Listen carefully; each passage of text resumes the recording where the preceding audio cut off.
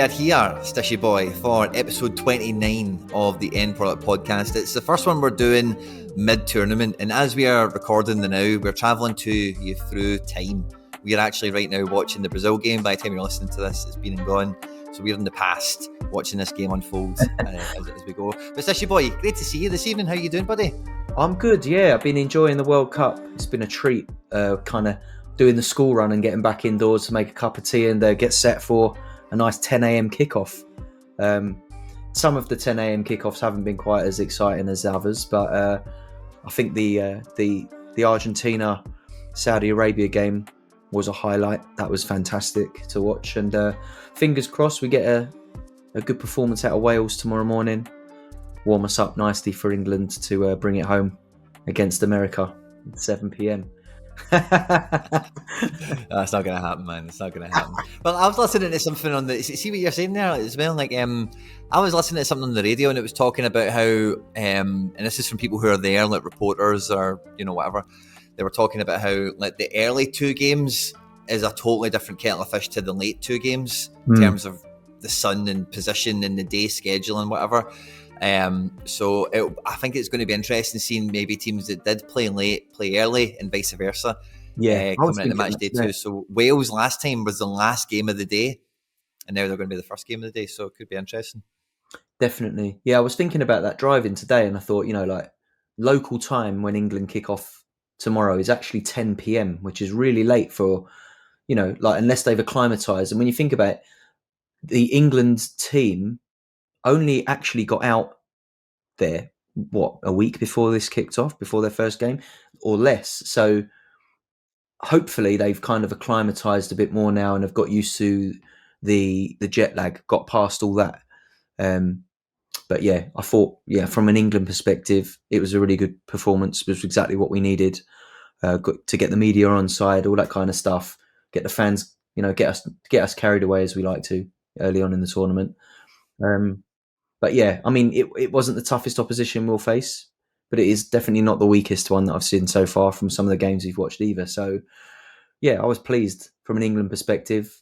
Great, giving it large across social media. I've seen that anyway. Oh yeah, you know, I love to get carried away, especially in the tournament. I think it was the thing that I loved about it was all the lads who missed the penalties, who were in the squad from the Euros, come in, done a great job, got their goals. Yeah, Rashford come in off the bench, you know, his first decent opportunity, puts it away. That's exactly what you want for your forwards. And yeah, I couldn't really have been happier. You know, like the two goals, a bit sloppy. You know, I'm not too worried about the second one, the penalty, because I'm not 100% sure it really should have been given what we've seen from other VAR decisions in the World Cup. So, you know, Some of those will go against you, some of them won't. And unfortunately, that one went against us, and, you know, it might happen again. So I think it was good for us to ground us a touch, like just to make you realise, we're good for going forward, but fell asleep a little bit a couple of times.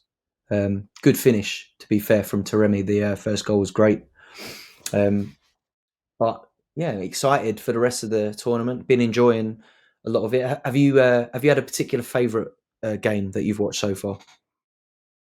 Well, I did quite enjoy watching the England game. I like Saka, you know, in particular. He had a fantastic game. I'm a big Sterling guy as well, because I do think he gets a rough time unjustly quite often, you know.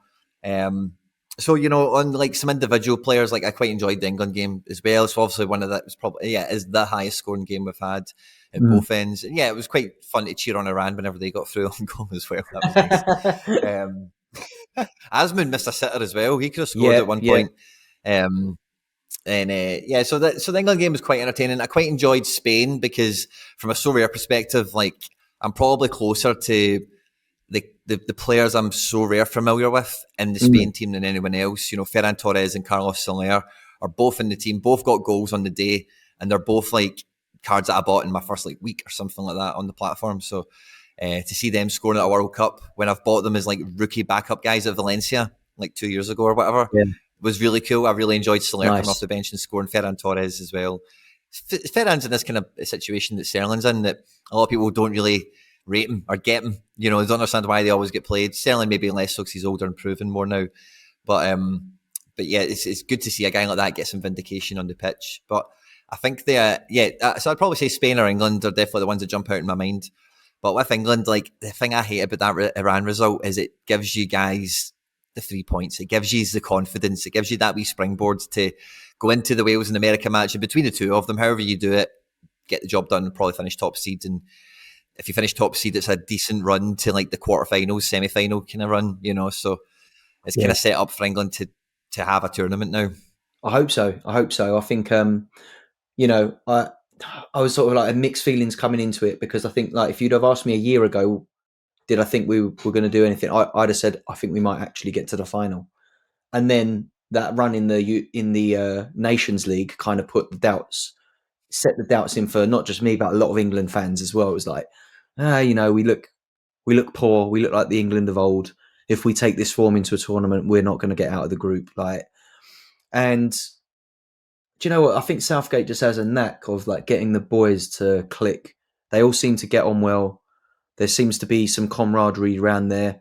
From what I've heard players talk about, you know, like ex England players saying like what it used to be like in England camps, where the United team would sit together in the canteen, and the Liverpool players would sit together, and all of the kind of the rest of the lads from the sort of lower league sides were kind of like bundled together on another table somewhere.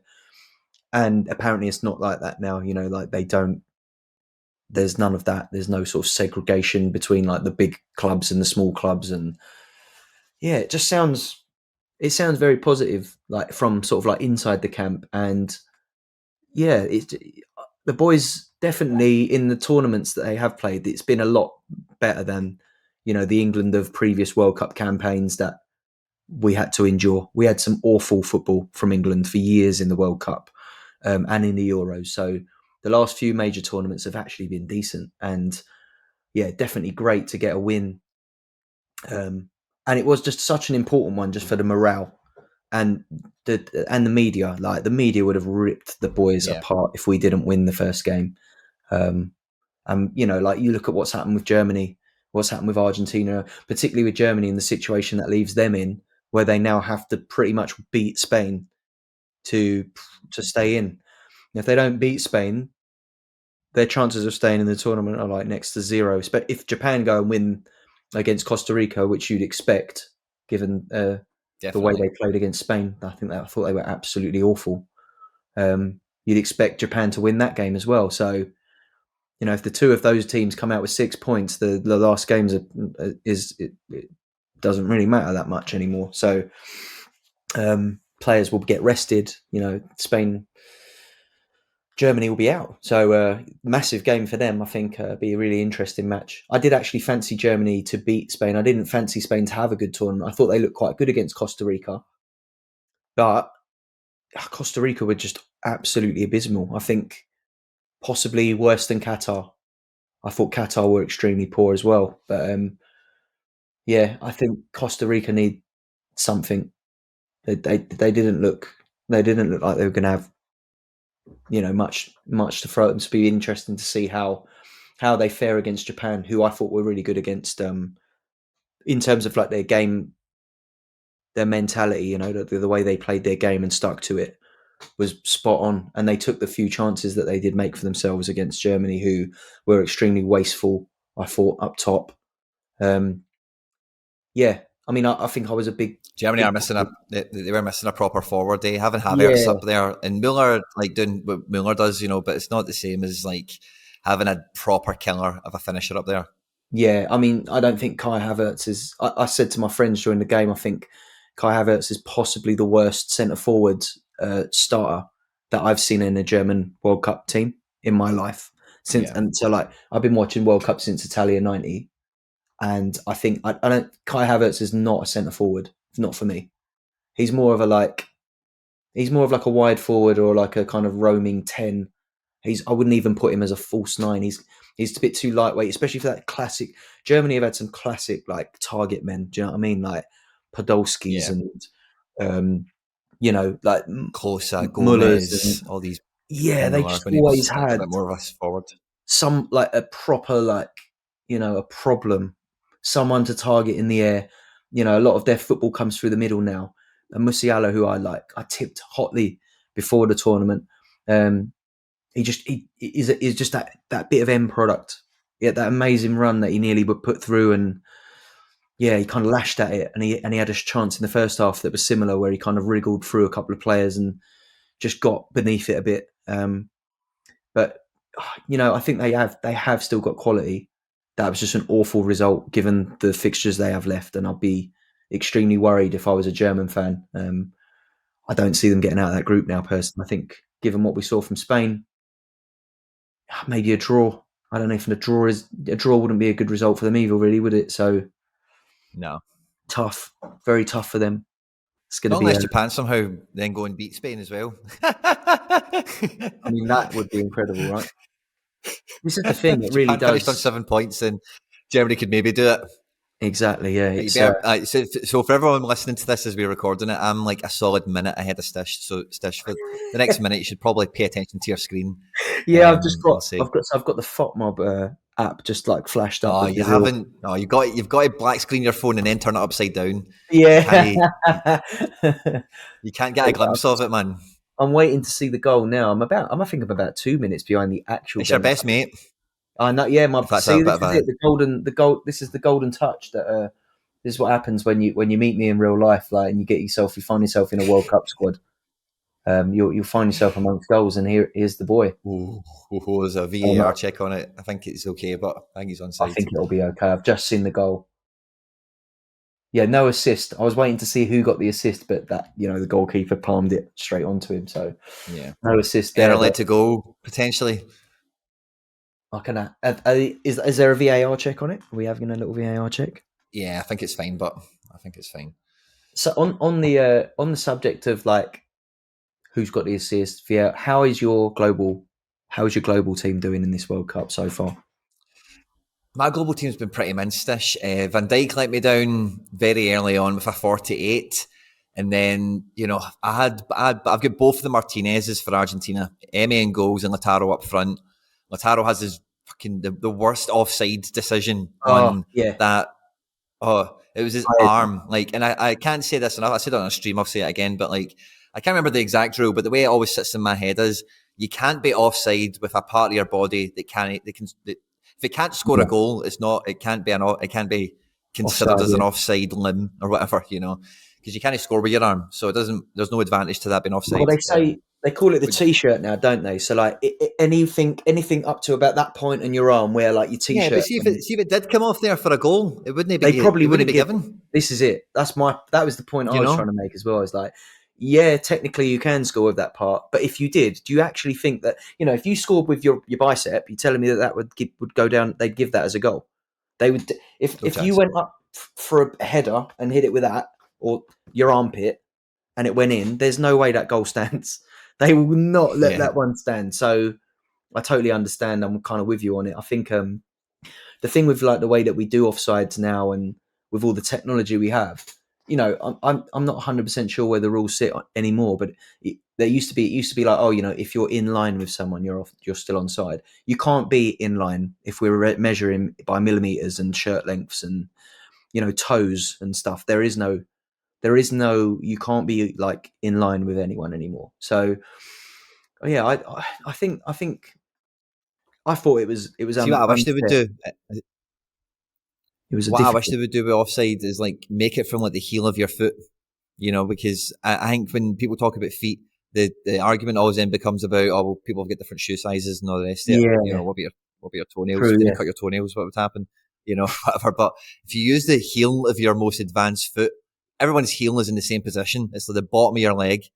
You know what I mean? It's like a tack almost, Yeah. So I think if you use the heel of the most advanced foot, that's the best way to do offside because you've got a big haircut.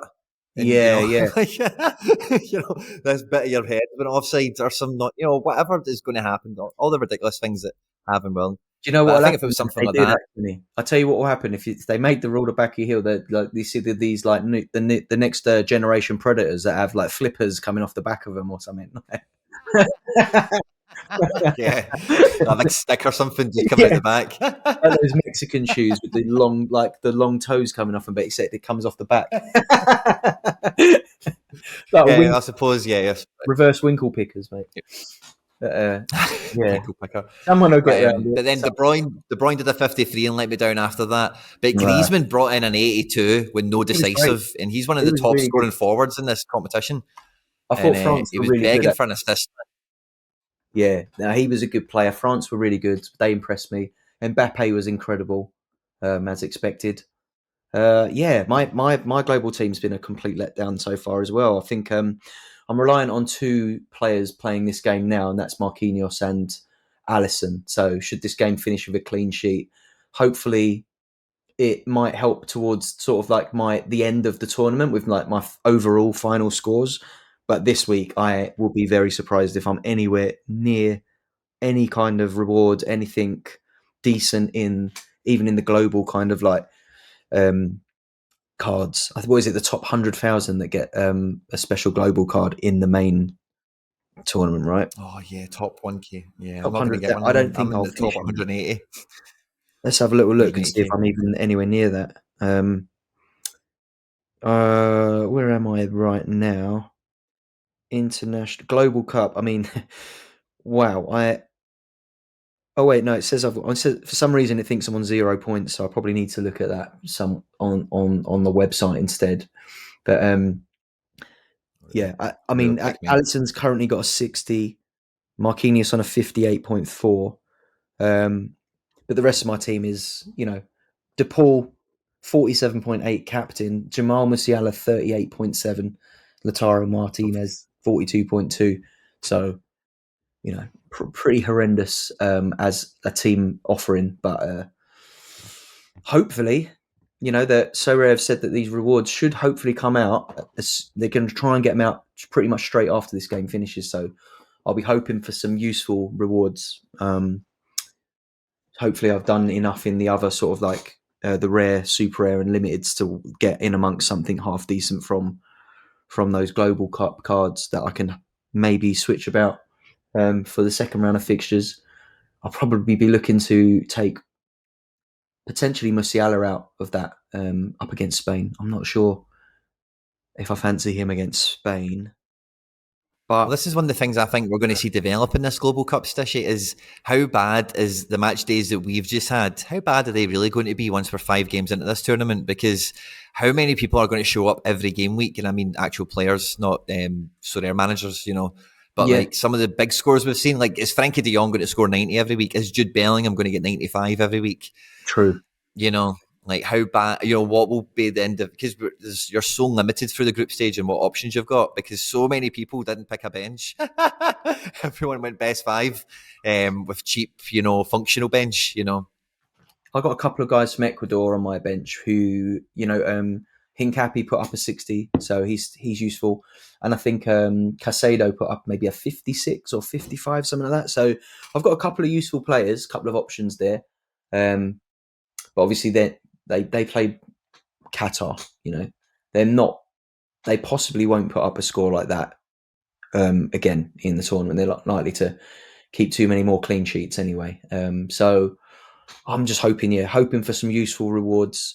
I think it'd be really interesting to see what kind of prices these are trading for people who are trying to like buy players in as well, because they've said that they'll be tradable, but they'll only be useful in this tournament. So be interesting to see what the hunger actually is for picking up some of those quality sort of tier 0, tier 1 useful players for the next round of games, and how seriously like the players will take this tournament in terms of not even from a collectability, but like utility, like buy them now and use them. So I think we were talking last week on Use the them. podcast about, will you buy any as collectibles? And I think like maybe I would post tournament when they're cheap, but it'd be interesting to see like where the price point falls, because you're only going to be using them for the next month, right? So unless Yeah. you want to win more cards or you want to potentially like win the big prizes, I think you can. It's just watching this game here. Yeah, it's going to be interesting to see what they kind of trade for. I haven't really thought about it until we're in the thick of it now. And some of my friends who kind of joined as casuals have put up some pretty decent scores, and I think some of them will win some of these cards. So if they Lovely. do, will they sell them, or will they look to kick on in the tournament? Because a couple of us are in like sort of private paid leagues where we all stuck a tenner in to see who finishes top. So some of them might think, if you can pick up a Neymar for like £4, I mean, I don't think a Neymar is going to be £4, but imagine you could. Yeah. Imagine people would get £4, or if one of them won a Neymar, would they try and sell it, or would they try and use it? And I think that'll be interesting to see how many of those casual players who just signed up for this, but have just seen like a bit of, they've entered for free, but they've suddenly won something that's worth £10 to them. Do they cash that in, or do they use it to try and win another £10 next week? And yeah, I think it's going to be really interesting seeing the marketplace almost instantly. As soon as those rewards are about, that's the first place I'm going to look. Like, what are people listing these cards for? Who's buying them? How much are people paying for them? Well, It's going to be interesting. there is a big prize pool in that Global All-Star, and there's a lot of new managers in the top rankings, like you're saying, Stishy Boy. So rewards in secondary market, actually, for the next little while could be mad. And I think the in a prices fun are way going for everyone, I mad. suppose. Imagine you joined us to play for free and you finish top 5 and you pull a Star Limited, it's worth £300 or something. I don't know. Exactly, You're yeah. laughing. You've still got the rest of the World Cup to go. There might be some bargains to be had. Who knows, Quinny? Like, if you put in a quick few offers to some of these new managers who have no idea that some of these tier zeros are worth £1,000, and they just list them up for £50 or something, it's going to be bedlam on some of those top end cards if they're won by people who don't really know the value of what they're holding. Because a lot of these new players won't go on Sorare data or have a look at the previous kind of like last sale price or the floor price or anything. So I wouldn't be surprised if we see some like fluctuating like floor prices and last price sold. And yeah, I mean, there'll be some interesting conversations with Pavel to be had in the next few weeks if someone sells an Mbappe for £50. Yeah, will be one of the bots that probably snap that one up, Ballon or Oh whatever they're yeah, called. that'd be instant, without a doubt. But yeah, looking Yeah. here, Brazil still 1-0 as we talk. They've missed a couple of good chances while I've been watching as well. So you better keep watching. yeah, all right, I better keep watching it. I thought you were saying that because I don't Look at know. my phone now. I Yeah, changed screens too quickly. Stop looking at your phone. that's your fault. You called me. But I'm telling you, listen, that you meet Stish before the World Cup. This is what Oh wow, man! Wow, I've just seen the replays. I changed screens for a second. Oh my god, what a ball! What a touch! What a great finish! goal. Wow. Do you know what? Before the tournament, I was looking of all at time, man. him as a potential top scorer, and the Oh odds man, on outside of the boot. Richarlison was like 12-1 for the Golden Boot at the beginning of the tournament. I thought that was good Healthy. odds for him. Playing as a centre Yeah. forward for Brazil. Aye. That was a great from Vinicius is incredible, man. Look at the Hulk. Where'd you see this fan? Where'd you see this fan? He's got his shirt off and he's got the big neck muscles out and all that. It's like turning into Hulk. Serbia are raging, man. That's they've done pretty well to keep this game really tight, but 2-0 now for Brazil. Eh? Let it go now. Charleston chasing a Hattie. Let's have a look. Got to be sub as well. Incredible first touch from Richarlison to set that Is up. that Fred? That's lovely, isn't it? Yeah. I think this is Fred. We may not see a better goal than that this tournament. That's a great goal. That's Yoga Benito. That is. That's proper, man. Everything about that. Outside of the boot, squeezes between two defenders at thigh height, and then Richarlison just goes boom, pops it in the air. That's a proper Brazilian. Yeah, proper Brazilian goal. Here he is. There's the Hulk. We got him on now. Yeah. Have you got him? But so I'm quite optimistic going into match day 2 of this Global Cup because I'm not so sure that, like I say, maybe like I've noticed when I've been looking at leaderboard Stish, guys like Harry Kane, Bellingham, scored really high, and I think they'll probably continue to have a good group stage, right? But Harry Kane, Saka, will these guys get to the 80 and beyond again against Wales and America? I'm not as convinced. Maybe they'll break 60s, maybe they'll break 70, but I don't think those games will be maybe as favourable to them. They're not going to score 6 against Wales, you would suspect. I think if you look at the way England Scotland went in the Euros, I'd consider like the Wales game to be a bit more similar to that as well, depending on what the result we get against America is. But I still fancy that it'll be a contested game because it's a home nation, we'll still want to get a result out of it, but it'll be a bit more contested in the middle. You'll be looking at players like Declan Rice to probably score higher in a game like that than they did. And you'd expect the defenders to... I wouldn't be surprised if England set up with the 5-3-2 against Wales, just to like give another centre-back some minutes. Because I think players like Kyle Walker will probably be utilised more in the knockout stages against sides that have very quick forwards. And I think that wasn't really how Iran play, so we didn't need to set up that way. We set up with a 4-3-3, play to our strengths.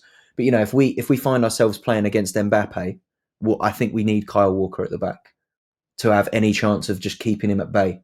We need our fastest players, our most experienced defenders. So yeah, in games I wouldn't be surprised if we did set up like that against Wales as a kind of like, right, if we do manage to get a result against USA and it kind of sees us into the next round, and if the top spot is all but guaranteed, I wouldn't be surprised to see us set up with a 5-3-2 against Wales and change it up a little bit to give some of the players who maybe haven't had any minutes yet some time, but also just to put into practice what is likely to be seen from us later on in the tournament. But yeah, I was really happy to see the 4-3-3 set up, and yeah, I think that plays to our strengths. But like I said, I think it'll be like exactly what you were saying. Will any of those players hit those 80s, 90s? I'm not sure, unless we score 6 goals again. Do you know what I mean? Yeah. But yeah, some more, maybe the defenders and those sort of like Declan Rice type players, maybe they'll hit the higher echelons of the scoring matrix. But I think that is going to be more in the knockout stages as well. I think I was talking to you off air how surprising it's been seeing some of the really good defensive performances from teams like Saudi Arabia and Japan. And the SO5 scores for those defensive teams are pretty poor, considering how heroic they were in defence on the eye watching the game. But then obviously those scores lost on possession lost, or a tackle not counted because it went out for a throw-in or off for a corner. Some of those amazing challenges is like, yeah, great, that was great for the cameras and was a great tackle, but doesn't count as a tackle on SO5 unless your team regains possession or retains it. So that seems to have been a bit of a trend for me in a lot of the games I've watched. I don't know, I'll be watching a game thinking, oh yeah, my player's doing all right. Have a look at his score on SO5 and it's like, nope. He's like, we was talking about Pavlovic in this game at half time. I was listening in the car on the radio. I wasn't watching it live, but it sounded like he was having a good game. And, I come in, have a look at his score. He was a -12 AA at half time. I don't know where he is now. I have a quick look, but he's not much better. Yeah, he's still, I'll be still lucky to scrape a tier 3 in U23 with this score that he's got at the moment. I kind of need to give it a refresh, but as it stands, I'm going to win a tier 3 rare in U23, finishing 99th. So that's been interesting as well. I think that's another thing worth having a little chat about. Did you manage to enter any teams into the non sort of global cup? Did you get in like your All-Star Rare Pro, any of those, and have any joy? Because I think I had 3 players play in my All-Star Rare Pro team. Between the 3 of them, they put up a score of 253. And it looks at the moment to get amongst the cards in that you need a score of about 348, something like that. 350 points will get you into the tier 2 rares in All-Star Rare Pro, which is quite a lot lower than it usually is, right? So I think if you can get 5 starters out, especially if you've got a couple of super rares who might put up like an okay out all around, could get into the cards on that. And, a tier 2 rare in the All-Star pool is normally pretty decent. So, I'm going to be looking at that tomorrow to try and strengthen that, I think, as much as I can. My biggest problem at the moment is I don't really have any goalkeepers that are playing in rare or super rare. Got a couple that are at the tournament, but they're not going to get any minutes. So, difficult Same one. boat as me, really. I had Guardiola on a 70, Ferran Torres captain on a 70, Maeda started for Japan, goal offside, so he finished with 32 points. and they finished on 201 points. I got a DNP Gio Reyna. Didn't come on the pitch for Oh, America against Wales, which baffles me. yeah. With a DNP goalkeeper, and I was like 4 points away from the small ETH with 3 guys, basically. And I got into the top 40 in Underdog Limited Oh, with nice. 2 World Cup fullbacks. I had Hakimi and David Rom. They both 83 and 90 points for either of them. And then I had some La Liga 2 guys filling out that squad. And yeah, I'll get a tier 2 limited for my troubles over there, which is fine. But I'm actually, like, even with the Global Cup and with my actual SO5 teams, I feel much better going into this next match day, having seen some of the starting 11s and Yeah, who won, who definitely. lost, who needs a win, who's likely to play. And there's more La Liga 2. So I can actually put in a really strong All-Star Limited team of just La Liga 2 cards, which was kind of their purpose. And under 23 Limited, there's no goalkeepers required Yep. for that division, or any under 23 division for the World Cup. So I can get La Liga 2 guys in there with Gavi, if Gavi's going to play for Spain against Germany. I And think he then will. who Yeah. cares? And then I hope so, man. And then All-Star Rare, it's the same team as last week, but I'm dropping Gio Reyna and I'm playing Aaron Moy and I'm making him captain because Australia are playing Tunisia. So it should be Yeah. his best game of the group. He will start, and just Yeah. hope we get some ETH out of that. Yeah, I think my U23 options are quite good. I bought Ferran Torres before the World Cup because I realised that, like a lot of my U23 forward options were either rotation risk or weren't going to the tournament at all. A lot of them that I was expecting to go didn't. So I picked up Torres, and he done the business for me. And yeah, likewise, I got Gvardiol, Pavlovic, who's playing now, who's not really doing what I hoped. But Musiala as well was a little bit of a letdown. I had him as captain, was hoping that he might get among the goals, and he was close. He was unlucky not to be, but I might go with that again next week. I've got a couple of supers playing. I've got one really good all-round scorer in Serie B playing. I've got Kim Min Woo and Romulo. I've got Kim Min Woo super rare, and Chengdu have been like tearing it up in the Chinese Super League. So those two are like cheat Nice. codes at the moment. Problem is, I've got 3 really good midfield scorers there that I can't use in the same lineup. So I'm probably going to have to use Kim Min Woo and I think it's that I can't remember his name now. Player in Serie B. We have to use those 2.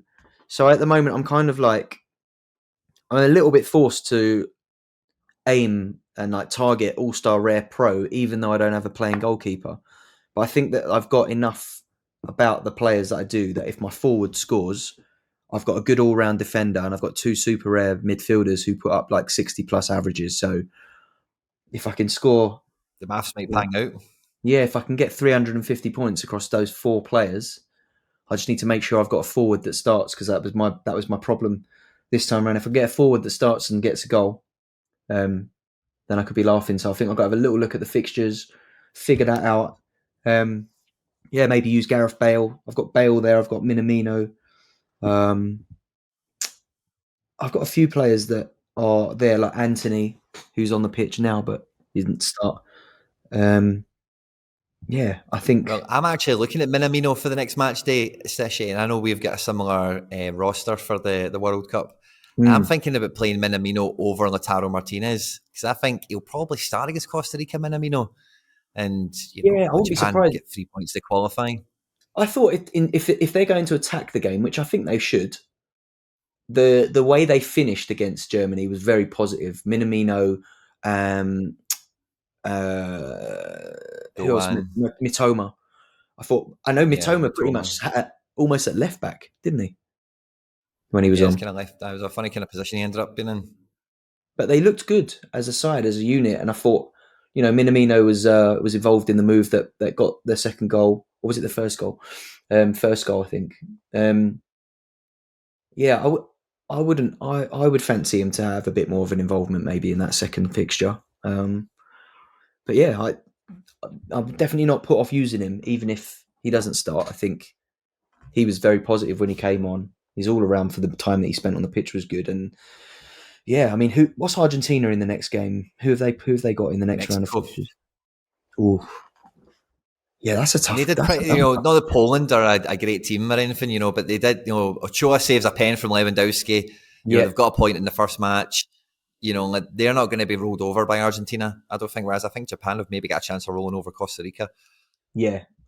I wasn't impressed with Costa Rica at all. I would definitely expect Japan to win that again, given the way they played. If they can like roll that form into the next game, I'd expect them to win. But yeah, I've got to have a serious think about my global cup entries. But I think yeah, I'm going to be super interested to see the market. See, hopefully I win something. I need to look at like where my rankings are in the other tournaments. But I think most of the cards that most of the entries get a global cup, don't they? If you've got a limited, a super rare, or a rare entry in the international special, Yeah.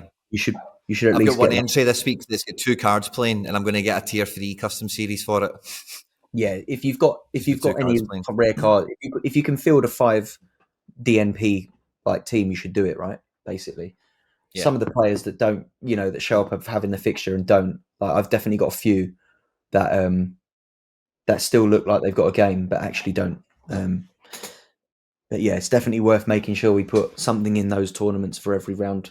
And I'm sure a lot of like, seasoned so rare users are probably doing exactly the same thing.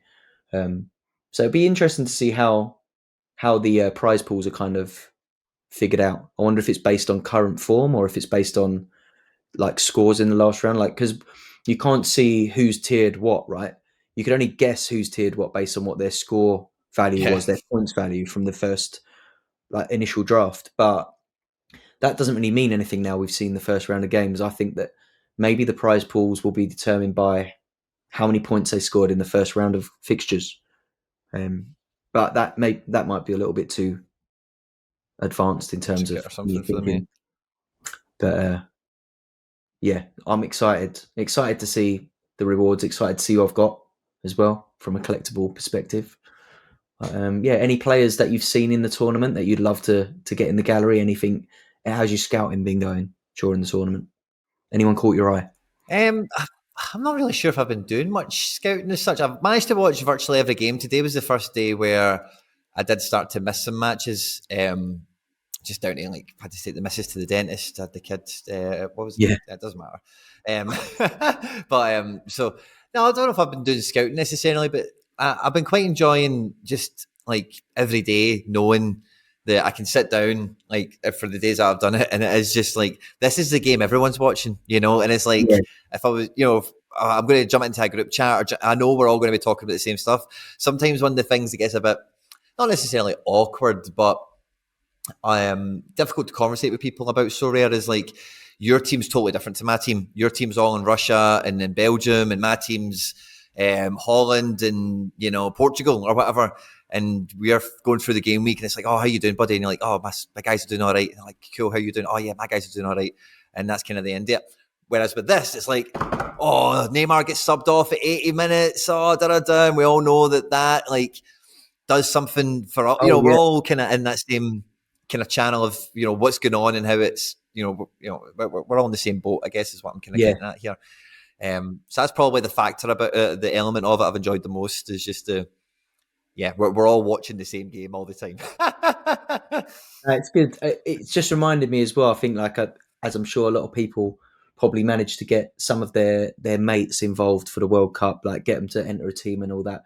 So I'm definitely going to have to jump in the group chats after this and remind them that the rewards are going to be coming and you need to set your team because if they forget to You do don't it, need to set your team. You don't need to set your team, Stishy. They announced earlier today that see if you don't come back, they'll it just keep resetting the Global Cup team. so whatever This you is put in last week will just stay in for the next week. Is that right? default, kind of what they do with training. Oh, It just sits there as like well, this. that's good because Yeah, you want your mates to stay engaged, right? And if they miss the game week and they've pretty much like knackered it, so that's good. I actually like that for this tournament. same. Maybe I think that I can understand why they don't do that for a regular SO5 because they don't want people to just kind of like use this as some kind of like ETH farming exercise where they just leave it and don't look at it for 6 months and it's just like generated Yeah, ETH every week. They want people engaged with the game, which makes sense. But for this, if they want people to continue to engage with the tournament, casual players who maybe set it up and forgot to like log in at 10 o'clock tomorrow morning or something. That's good. I like that. I didn't know that. That's good to know. But yeah, definitely some of my friends have excelled a lot better than if they've done a lot better than I have. So I just want to try and keep them engaged with it because I just think like bantering with your mates about Sorare who play it is good fun through the season, and if I can kind of like keep a few of these players on board beyond the World Cup, it'll be good. I think that's the main aim as well, isn't it? That's the whole point of the Global Cup. That's what Sorare made it for, surely, right? Yeah, On I think. on the subject of that Yeah, as well. Actually. Yeah. Sorry, go on, mate. I was just going to say, but for me, I think if you're watching football, like Sorare's the best lens to watch it through. If you are going to do something alongside watch the game, whether it, I don't know, that's all I was going to Yeah. say, buddy. But yeah, I think another thing that they were saying before the World Cup how this was going to be like a big sort of marketing push, the first big one. And some of my mates who play Sorare were sort of texting me, feeling a little bit deflated about like the level of promotion of it. And I guess they were saying some people were saying they should have started a bit earlier. So which was obviously difficult because we didn't know the full squads until right up to the last minute. But I noticed quite a lot of sort of like influencer marketing. I don't know if you clocked any of it, but a lot of players kind of like tagging on Instagram stories that they're Sorare team or enter your team here, and yeah. noticed a lot of kind of like YouTubers having like mini leagues and stuff like that. Did anything surprise you? Were you impressed or were you a bit disappointed by the kind of like the marketing campaign or so far? What I have you think seen? I was quite happy with the unveiling of it. I'm quite happy with the effort they've went to, I suppose. But like I said, I don't know if it was me and you last week, Stish, or if it was someone else, but I was saying to somewhere, I think this is all just a set marketing wise. Like if you're them, the main problem, crypto and all that stuff to the side, the main problem they've got is no one knows who the fuck they are. Like, Yeah, really, like if you talk to anyone really and you say Sorare, maybe you get a funny look and they say, oh yeah, what's that? But most of the time it's, what? What's that? yeah, You've never heard of it, don't know what it is.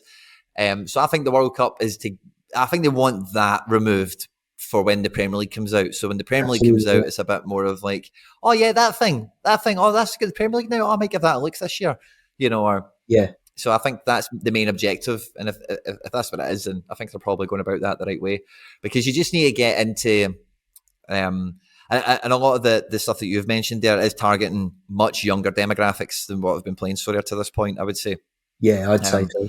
and once you've got into that kind of collective consciousness of a brand and whatever, then you're quite quickly just in pop culture and around these things. It's a recognizable thing. So Yeah, I think that's the angle of approach they've went for is brand recognition more than anything else. I think if they convert users as a business, of course they'll be happy. But I think the main thing is recognition and awareness, and just people seeing the logo, people seeing the name, true. and it's just that first glance at it. Another little thing I've just noticed watching this Brazil game. Danilo looks like he's limping around the pitch, and I'm assuming that Brazil have used all their subs because Danilo can barely walk, and he's still on the pitch.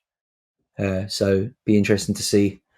Like I don't know if you can see on your pitch, it's like playing at right back. He can't walk, he can't run. He's hobbling around. Danny Alves season, Yeah. Well, he must. I'm assuming they've used all their subs because I don't know why he's still on the pitch walking around like he is. And they just brought yeah. Martinelli on not long ago. I noticed that, but um, I don't know how long Neymar came ago. off injured. He's been pictured on Twitter crying on the bench. Oh no way! Yeah, Oh, that's so gutting. who knows what that means for Neymar? Yeah, could be. I've got Brazil to win this, and if they've not got Neymar, then I'll be changing that. Well, I had Argentina, but and but on tonight, man. On tonight, man. definitely, Richarlison and Vinny have done no bad. yeah. They've still got enough quality to do it. They've got Anthony there. They've got Martinelli. Obviously, Paqueta, who's a different beast for Brazil. I think they've got quality. I think even they'll miss Neymar. Of course they will. He's an incredible player, but they have enough still. Unfortunately for everyone else, Neymar won't end. Like if France lost Mbappe, given they've already lost Benzema and Kunku, Kante, Pogba, you'd not fancy them quite as much.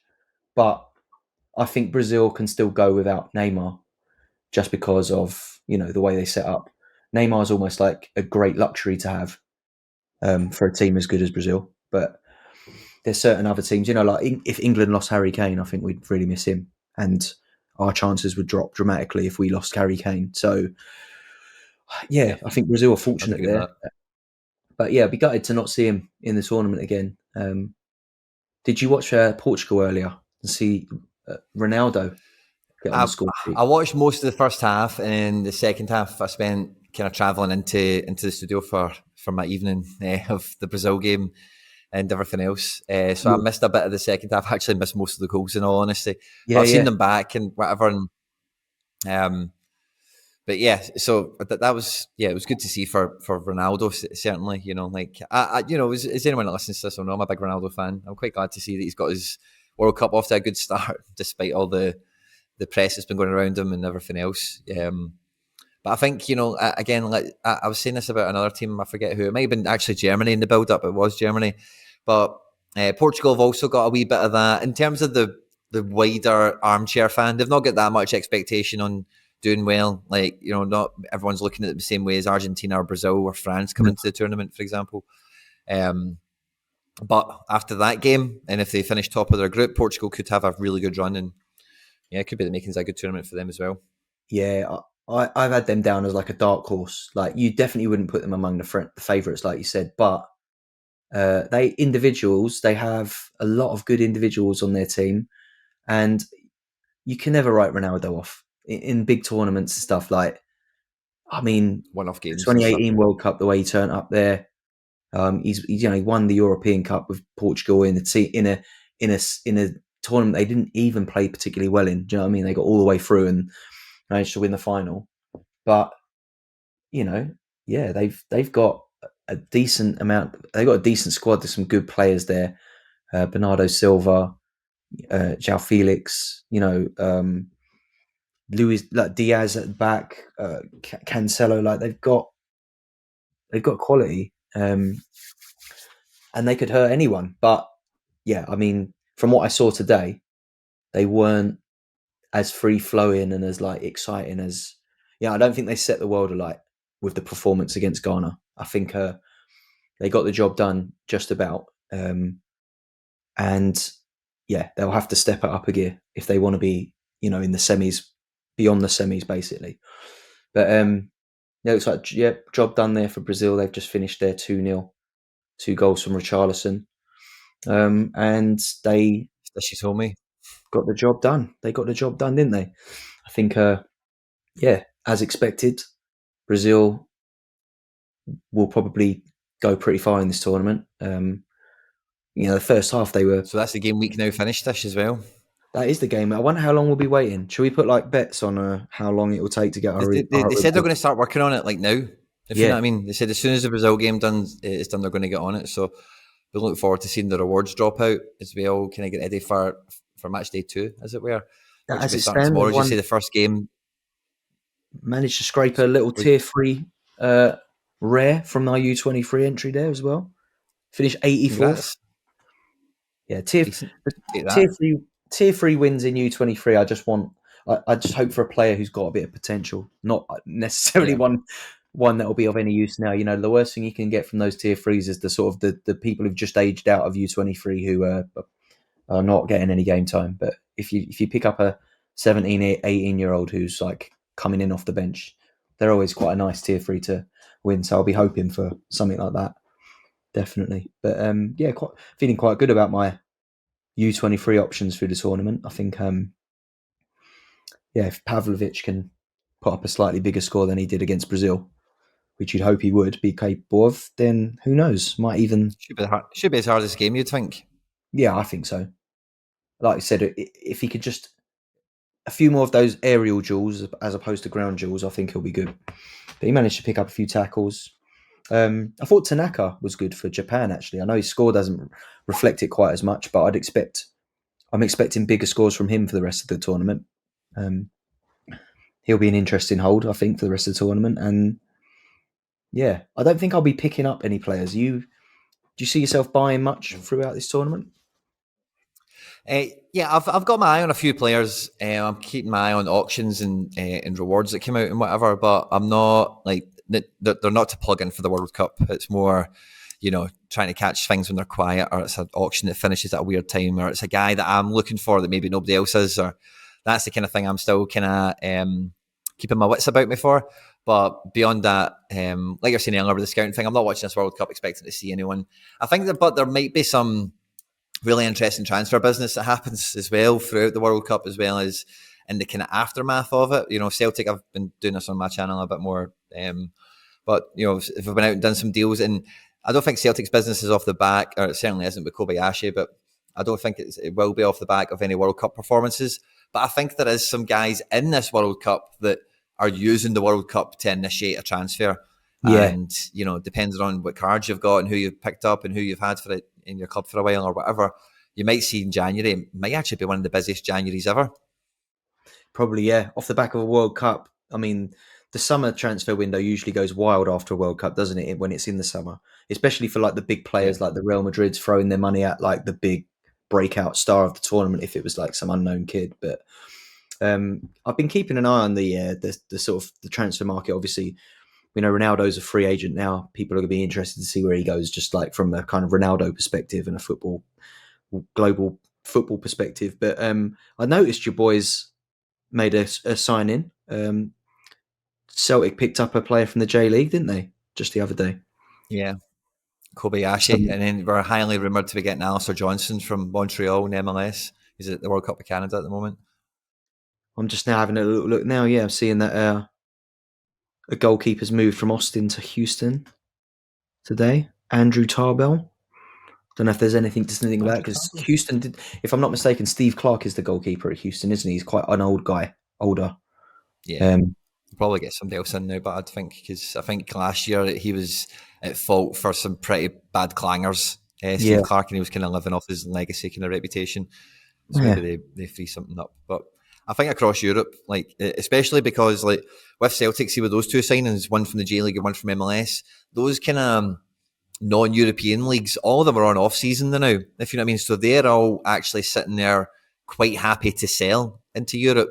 And it's probably one of the first times where Europe has been like really at a standstill long enough where, maybe bringing these guys in January isn't as sketchy or as undesirable as what it has been in seasons gone by, because it might actually be more favourable because they get more of a chance to come in and integrate and get up to speed. So some of these other nations that, maybe their winter break or their international break or whatever we're calling it finishes mid-January, end of January, early Feb.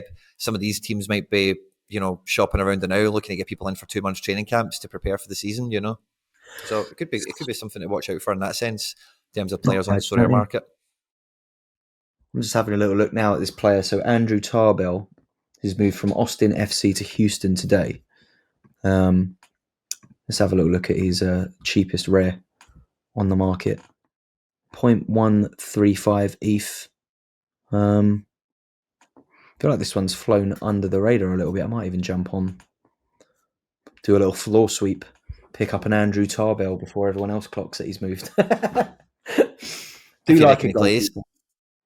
Do I think he plays though? That's the thing. I don't know. But the old saying, sell the news. You know that one? That's true. But like pick him up now, but when people realise, I think, everyone's kind of got their eye on the World Cup at the minute. They don't realise that this is going on in the MLS. But I mean, looking at his market value, he hasn't played many games for Austin. He's 29. He might not be being brought in to be the number one, given he's not got a lot of game time at Austin. Moving to Houston, obviously a lesser side, but I don't know a great deal about him to know whether or not he's going to be brought in to be a starter. Doesn't look like he gets a great deal of game time, so possibly not. What I need to work out is £133 a bargain for him still. That's a playing goalkeeper potentially. So that's it. And that is, as soon as they start playing, you can double that price, right? 0.26 or something like that for a playing goalkeeper would be very cheap. So, it wouldn't be the first time I've bought to flip. And then we got Tyler Miller, who's moved from Minnesota to DC United. See, DC United have got a Choa there, unless he moves. And they got Rafael Ramo there as well, haven't they? He's not on loan, is he? So whether or not Tyler Miller is being brought in to play or not, he's older as well. So I don't know. What's his rare price at the minute? Let's have a look. Of course, lucky Tony's not on the call today because he'd be all over this, wouldn't he? He'd be buying and He's selling the like floor already. Yeah, I mean, his price is already massive. So either people know something that I don't. I mean, his price it's been pretty high anyway, but you know, his floor price is like 500 quid. So I don't know if that's happened since he moved. I'll have to have a look on Sorare data and see if that is like price fluctuation. But yeah, Tyler Miller has moved to DC United. So it'll be interesting to see what happens with him. That'll be a good move for him, for sure. And MLS transfers, I suppose those domestic ones will be interesting. Hani Mukhtar's left Nashville, and obviously MLS is gearing up for itself to come back in the new season, so clubs will be moving parts around. I think we maybe even get that new club that's in, Andy Black that does the Sorare data stuff, his local team, St. Louis. I think they might be coming into the fold for this season because I won a Tier 3 limited at Vancouver. I can't remember his name. It's like a Polish kind of name, but he's American. And I seen today actually that he's moved to that team because I noticed I got him as a reward like 3 weeks ago, and then I looked at him. It must have been about hours before I seen this post. But he had a red X, and I was like, typical, Tier 3. And he's a red X, and blah blah blah. And then later that day, I seen now he's been picked up by St. Louis City or whatever they're called. Yeah, so interesting. So yeah, another team in MLS potentially to get another starting goalkeeper. Oh, the starting goalkeeper for them is Roman Burki, the former keeper for Dortmund. So they've actually got a decent starting goalkeeper knocking around somewhere if you can find a card for him on the cheap, which you probably won't be able to. Because anyone that's picked that up has been waiting for this, Yeah, I'm just looking now. So I'm going to take a punt on Andrew Tarbell. I'm going to pick up the floor price because I've got a bit of ETH, and yeah, I like a goalkeeper flip. So I'm going to buy and just hope that that this one comes good. But that looks like a decent price, 135 quid. From what a quick Twitter search, I think this is literally it's only happened a few hours ago. So the news is still pretty fresh. It doesn't seem to be on my Sorare Twitter feeds, but yeah, we'll see. 135 quid. Hopefully he goes there to start. Who knows? If Steve Clark announces his retirement, his price will double straight away. So yeah, we'll take that. This is my gamble of the week for you. But other than that, been keeping an eye on this Tyler Miller situation. His price is pretty high. So I wonder if people are expecting him to go there and start. But then, what does that mean for Ochoa? Is he tipped to move? I mean, will he move? I don't know. Like this Tyler Miller price. I mean, his recent auctions have gone for 0.329, and his current floor price is above 0.5. So I don't know if that's just people trying to sell the news. I mean, the last one sold for 0.45, which is quite punchy for a player who's only played 18% of the last 40 games for Minnesota. Do you know what I mean? Yeah. That's a big step up. But if he's good and he's going there to be number one, he's definitely going to be playing in a better side next season, I think, at DC. So it'll be interesting to get some input from our American listeners on that one ahead of the next episode. For sure. Yeah, well, I think that just about does it for this week for us, Tishy Boy. We'll be moving on to match day 2 of the Global Cup, of the World Cup, with, I don't know, optimism that we can do better. Is that the best way of putting it? It's going to need more than optimism over here, unfortunately. I think I'm going to need a miracle, but fingers crossed it can't be any worse than the first game for me. But yeah, I don't think I'm going to be winning any rewards at the end of this at this rate. We're going to need a miracle. We're going to need some differential, that's for sure. All about that end product, Tishy Boy. We need to get it. We do. Quinny, it's been a pleasure.